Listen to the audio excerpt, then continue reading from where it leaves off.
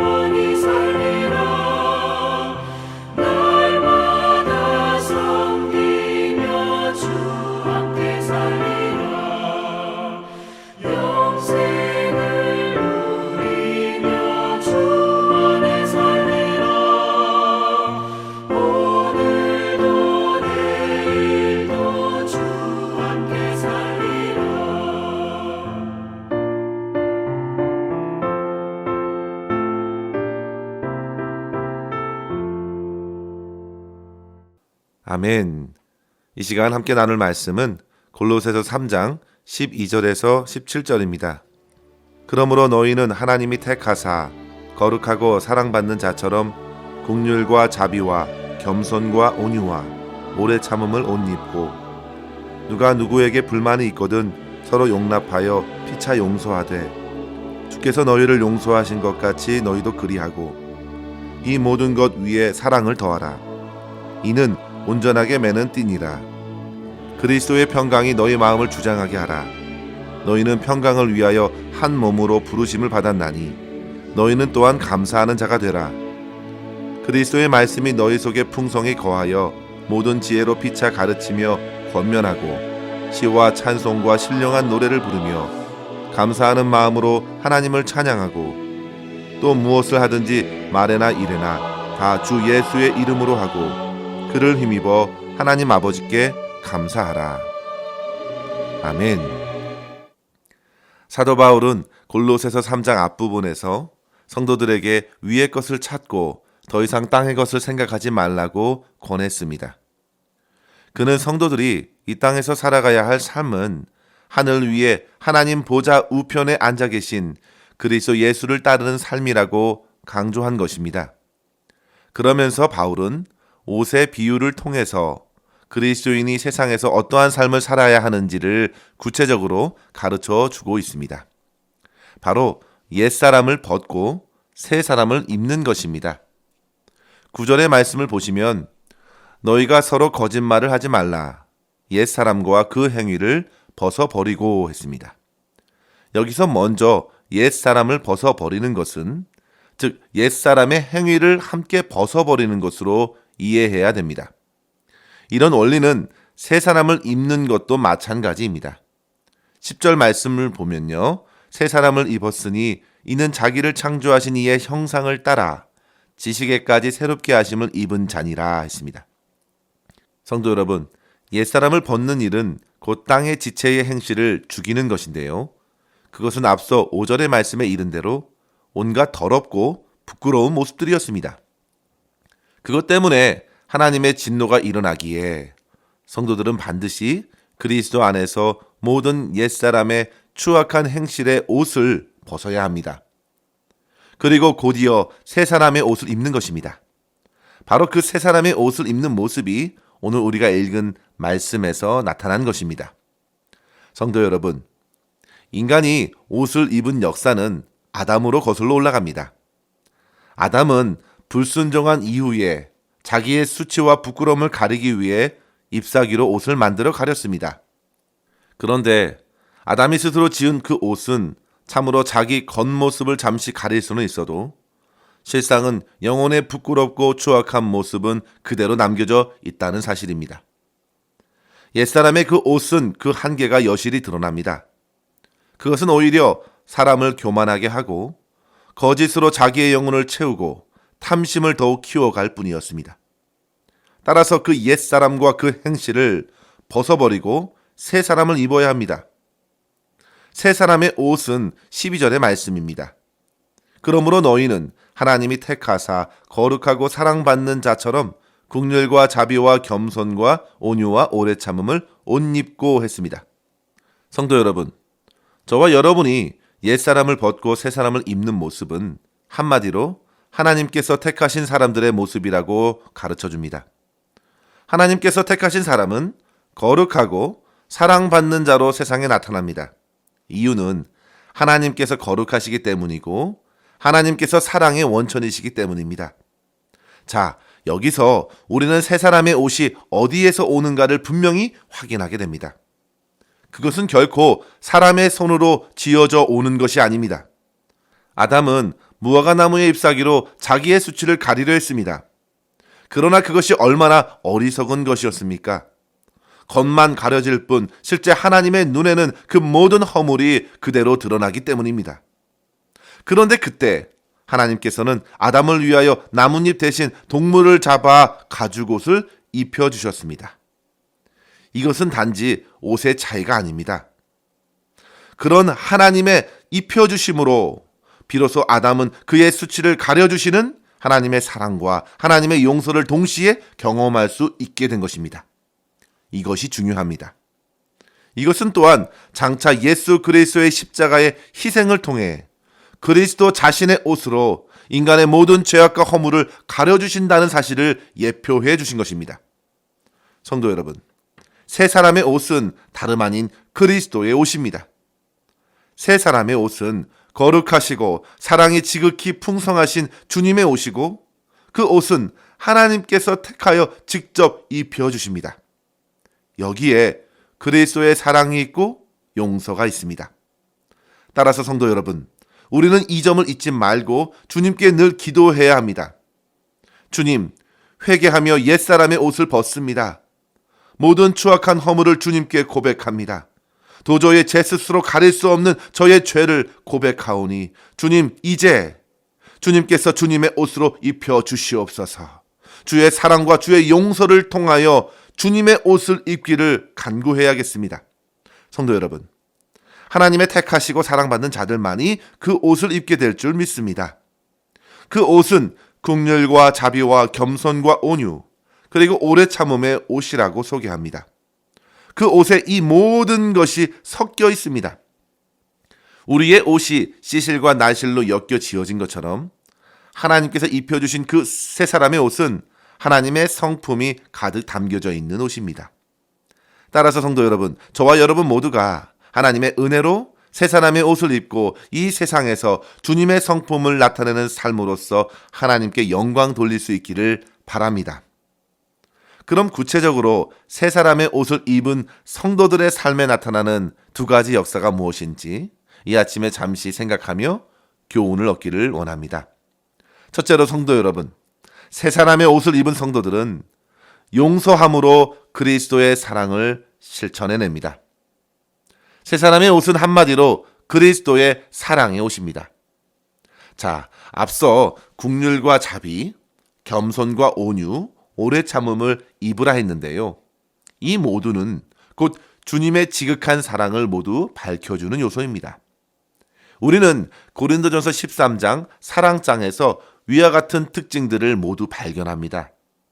그렇게 긍휼과 자비, 겸손과 온유, 오래 참음으로 옷을 입으면 궁극적으로 하나님의 사랑이 드러나게 되는데 그 중간에 바울은 용납과 용서를 통하여 사랑을 드러낼 것을 말하고 있는 것입니다. 성도 여러분, 주님께서는 어린아이가 내게로 오는 것을 막지 말고 용납하라 말씀하셨죠. 사람들이 당시에 쉽게 무시할 수 있었던 어린아이를 향하여 받아주라고 용납하라고 말씀하신 것은 당시의 사람들에게 경종을 울리는 메시지였습니다. 주님께서는 결코 세상의 기준으로 사람들을 구별하지 않으셨습니다. 주님은 한없이 사랑이 많으셨습니다. 주님은 오히려 세상에 약한 사람들을 긍휼히 여겨주셨고 자비를 베풀어 주셨습니다. 주님께서는 자신이 하나님의 아들이라 하셔서 대접받기를 원하신 것이 아니라 오히려 낮고 낮은 데로 오셔서 겸손함을 보여주셨죠. 주님은 그렇게 어린 아이를 안아주셨습니다. 자기에게 오는 죄인들을 다 받아주셨습니다. 긍휼과 자비와 겸손으로 용납하여 주셨습니다. 뿐만 아니라 주님께서는 온유한 마음으로 자신을 끝까지 비난하는 바리새인들에게까지 복음으로 진리로 말씀하셨습니다. 주님께서는 자기를 파는 제자를 아셨음에도 그에게 끝까지 기회를 주셨습니다. 주님께서는 산상수훈에서 오른뺨을 때리는 자에게 왼뺨도 내어주라 말씀하시면서 보복과 폭력이 결코 갈등의 해결이 될 수 없다는 사실을 알려주셨습니다. 지극히 온유하신 우리 주님께서는 그렇게 원수까지 사랑해 주셨습니다. 뿐만 아니라 주님은 자신을 모두 배반한 제자들과 자기를 외면하고 십자가에 못 박으라 외쳤던 무리들을 품으시고 저들의 죄를 사해 주시길 기도하셨습니다. 성도 여러분, 주님의 용서가 얼마나 지극하신가요? 베드로에게 70번씩 7번이라도 용서하라고 말씀하시면서 더 이상 죄가 확산되는 것을 막으셨습니다. 오히려 용서로서 영혼을 치유하여 주셨죠. 끝까지 베드로를 향하여 용서와 사랑으로 다가오셨죠. 사랑하는 성도 여러분, 세 사람의 옷을 입는 것은 바로 이러한 사랑의 능력을 세상에 나타내는 것입니다. 주님 안에서 용납하지 못할 사람 없습니다. 주님께서 품으신 영혼을 우리가 어떤 불만을 가지고 밀쳐낼 수 있겠습니까? 주님께서 용서하셨는데 용서하지 못할 영혼은 또 어디 있겠습니까? 나 같은 어리석은 자를 용납하시고 나같이 완악한 죄인도 용서해 주신 그 주님의 사랑을 생각하십시오. 하나님의 지극한 사랑을 받은 자와 같이 세 사람을 입고 우리 또한 형제를 서로 용납하고 용서하며 온전한 사랑의 열매를 맺어갈 수 있는 저와 여러분 될 수 있기를 주의 이름으로 간절히 축원합니다. 둘째로 성도 여러분, 세 사람의 옷을 입은 사람들은 그리스도의 말씀으로 행하고 모든 일에 하나님께 감사하며 찬양하는 삶을 살아냅니다. 성도 여러분, 주변에 세 사람의 옷을 입은 사람을 한번 보십시오. 항상 감사가 넘치는 것을 보게 됩니다. 앞서 용납과 용서를 이루는 사랑으로 살아가는 사람의 심령에는 자연스럽게 평안이 찾아옵니다. 그것을 15절 말씀에 보시면 그리스도의 평강으로 소개하고 있습니다. 그리스도의 평강으로 교회가 한 몸을 이룹니다. 성도 여러분, 바울이 항상 반복적으로 교회를 위해 축복했던 메시지가 무엇이었습니까? 골로새서 1장 2절 말씀 하반절에 보시면요, 아버지 하나님으로부터 은혜와 평강이 너에게 있을지어다 말합니다. 빌립보서도 1장 2절에 보시면 하나님 우리 아버지와 주 예수 그리스도로부터 은혜와 평강이 너희에게 있을지어다. 에베소서 1장 2절에도 보시면 동일하게 은혜와 평강의 복을 빌고 있습니다. 성도 여러분, 교회를 이루는 것은 하나님 아버지와 주 예수 그리스도로부터 부어진 은혜와 평강입니다. 그 그리스도 안에 있는 평강이 각 성도들의 마음을 주장하여 하나를 이루는 것이 교회의 가장 아름다운 모습입니다. 그 평강으로 성도들은 하나님께 진정한 감사를 드립니다. 또한 그리스도의 말씀은 항시 성도들을 깨워서 감사하는 마음으로 하나님을 찬양케 합니다. 그리고 새 사람을 입은 성도들은 무슨 일이든 그리스도 예수의 이름으로 하고 그를 힘입기 때문에 하나님께 감사가 넘칩니다. 사랑하는 성도 여러분, 새 사람을 입은 성도들의 삶은 오직 그리스도께서 역사하시는 삶이 됩니다. 세상 주변이 어떻게 변화되든지 상관없이 그들의 입술에는 사람의 이해를 초월하는 평강이 넘치고 찬송이 터져나오며 하나님께 감사의 고백이 끊이지 않습니다. 사망의 현장에도 부활의 주님을 찬양하는 이들이 바로 성도들입니다. 세상에 감당할 수 없는 하나님의 사람들이 바로 성도들입니다. 저와 여러분, 새 사람 그리스도의 옷을 입혀주신 하나님의 뜻을 따라 사랑으로 서로 용납하고 용서할 뿐만 아니라 언제나 하나님의 평강과 말씀을 풍성히 누리며 감사와 찬양의 삶으로 하나님께 영광 돌릴 수 있기를 주의 이름으로 간절히 축원합니다. 기도하겠습니다. 사랑과 자비가 풍성하신 하나님, 저희들의 더럽고 부끄러운 옛사람의 옷을 벗고 오직 주님께서 입혀주시는 새 사람의 옷을 입도록 넘치는 은혜와 사랑을 허락하여 주심에 감사합니다. 아버지 하나님, 날마다 옛사람의 습관을 죽이게 하여 주시고 그리스도의 옷을 입은 자와 같이 주님의 마음과 성품을 따라 살아가게 하여 주시옵소서. 저희들의 완악한 심령을 성령께서 깨트려 주시고 긍휼과 자비, 겸손함과 온유함으로써 주변의 사람들을 섬기게 하여 주시고 주님의 선하신 뜻이 이루어질 때까지 인내하며 오래 참으며 사랑으로 모든 사람들을 용납할 수 있는 주의 백성 되게 하여 주시옵소서.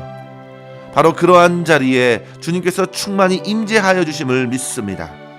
주님을 날마다 경험하고 주님만을 찬양하며 주님께 모든 영광 올려드리는 승리하는 성도의 삶 오늘도 살아내게 하여 주시옵소서. 모든 것 주님의 손에 의탁하옵고 감사드리며 우리 구주 예수님의 이름으로 간절히 기도하옵나이다.